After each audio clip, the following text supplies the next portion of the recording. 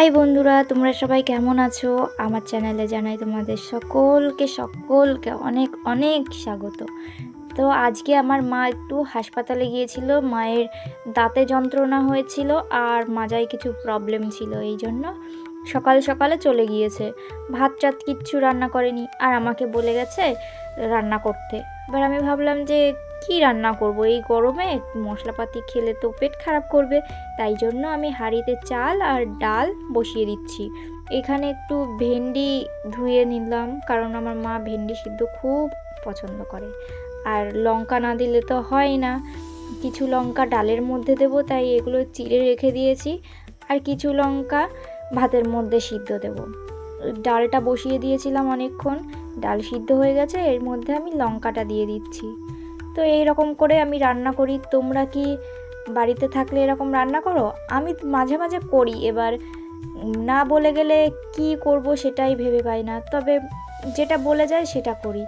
দেখো, প্রথমে ডালটা সিদ্ধ হয়ে গেছে, তাই ডালটা আমি একটু হাতা দিয়ে গলিয়ে নিচ্ছি। আমাদের সেই গোল ডাব্বু জিনিসটা নেই, ওটা কেনা হয়নি, তাই এটা দিয়েই ডালটাকে ভালো করে পিষে দিচ্ছি। আসলে কি বলো তো, একেবারে পাতলা পাতলা ঝোল খেতেও ভালো লাগে না, আবার একেবারে গাঢ় খেতেও ভালো লাগে না। আবার অনেকের ডালে দেখি যে দানা দানা থাকে, সেই দানা দানাটা মুখে পড়লে না একটু কেমন লাগে, তাই আমি এরকম মিক্সড করে দিই যাতে খেতে স্বাদ হয়। তারপরে পরিমাণ মতন জল দিয়ে দিলাম, এরপর হলুদ আর স্বাদ মতন লবণ দিয়ে দিলাম।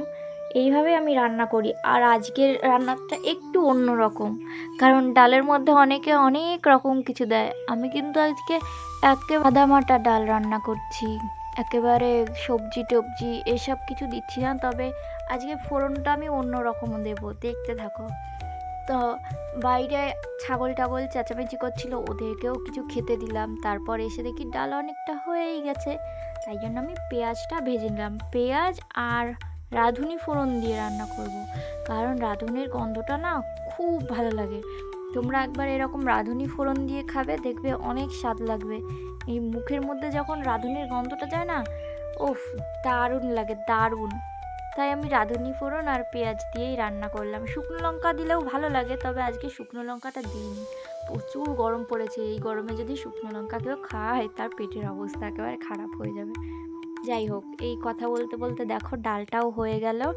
আর সেই ভেন্ডি, এই ভেন্ডি নিয়ে অনেক কাহিনী আছে, খুব ভিডিওতে খুব আসে, ভেন্ডির ছেলে ভেন্ডির ছেলে। তাই আমারও মনে হচ্ছে যে ভেন্ডির ছেলেকে নিয়ে কিছু বলি। যাই হোক, এই যে ভেন্ডি সিদ্ধ দিয়ে দিলাম, আর এদিকে ডালটাও হয়েই গেছিলো, একটু ফুটতে বাকি। তো এভাবেই আমি রান্না করলাম। আর মা বাবা বাড়ি না থাকলে আমি এরকম একাই রান্না করে রেখে দিই সুন্দর করে।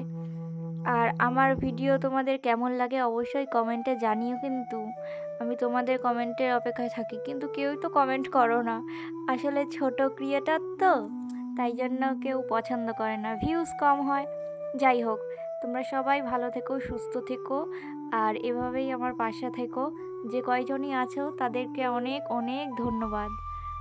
অবশ্যই কমেন্টে জানিও, কিন্তু দেখা হচ্ছে পরের ভিডিওতে। সকলকে অনেক অনেক থ্যাংক ইউ, টাটা।